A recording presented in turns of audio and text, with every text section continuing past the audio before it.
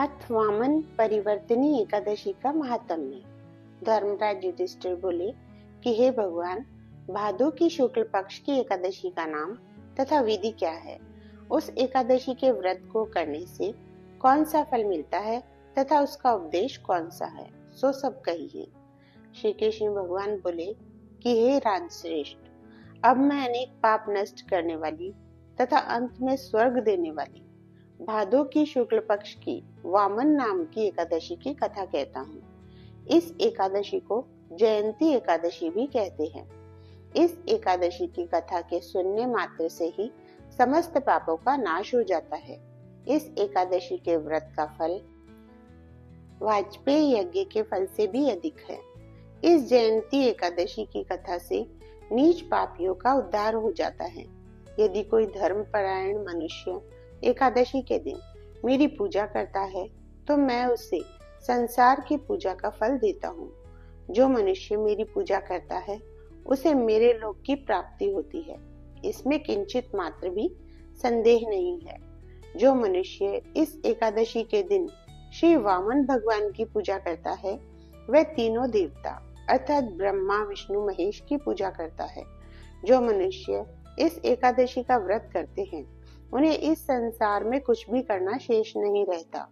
एकादशी के दिन श्री विष्णु भगवान करवट बदलते हैं, इसलिए इसे परिवर्तनी एकादशी भी कहते हैं। इस पर श्री युधिष्ठिर बोले कि हे भगवान, आपके वचनों को सुनकर मुझे महान संदेह हो रहा है कि आप किस प्रकार सोते तथा करवट बदलते हैं।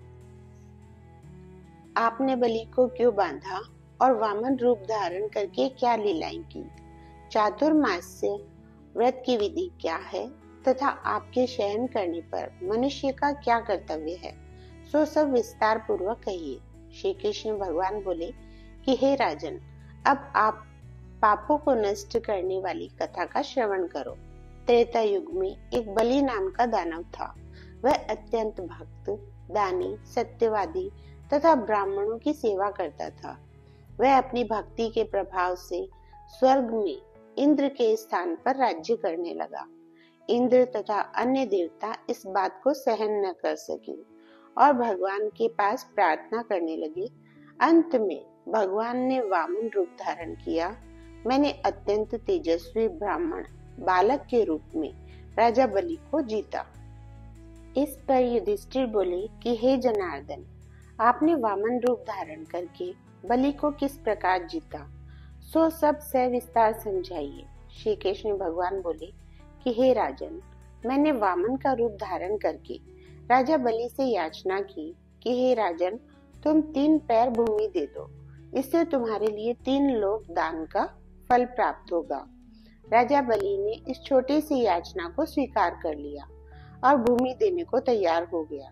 तब मैंने अपने आकार को बढ़ाया और भूलोक में पैर, भूलोक में जंघा, स्वर्गलोक में कमर, महलोक में पेट, जनलोक में हृदय, तपलोक में कंठ और सत्यलोक में मुख रखकर अपने सिर को ऊंचा उठा लिया। उस समय सूर्य, चंद्र, नक्षत्र, इंद्र तथा अन्य देवता आदि शास्त्रानुसार मेरी स्तुति करने लगे। उस समय राजा बलि को पकड़ा और पूछा कि हे राजन, अब मैं तीसरा पैर कहाँ रखूं? इतना सुनकर राजा बलि ने अपना सिर नीचा कर लिया। उस पर मैंने अपना तीसरा पैर रख दिया और वह भक्त दानव पाताल को चला गया। जब मैंने उसे अत्यंत विनीत पाया तो मैंने उससे कहा कि हे बलि, मैं सदैव तुम्हारे पास ही रहूंगा। भादो के शुक्ल पक्ष की एकादशी को परिवर्तनी नामक एकादशी के दिन मेरी एक प्रतिमा राजा बलि के पास रहती है और एक क्षीर सागर में शेषनाग पर शयन करती रहती है। इस एकादशी को विष्णु भगवान सोते हुए करवट बदलते हैं। इस दिन त्रिलोकी के नाथ श्री विष्णु भगवान की पूजा की जाती है।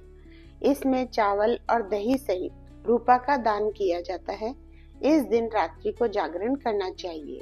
इस प्रकार व्रत करने से मनुष्य समस्त पापों से मुक्त होकर स्वर्ग लोक को जाता है। जो इन पापों को नष्ट करने वाली कथा को सुनते हैं उन्हें अश्वमेध यज्ञ का फल मिलता है। जय श्री राधे राधे।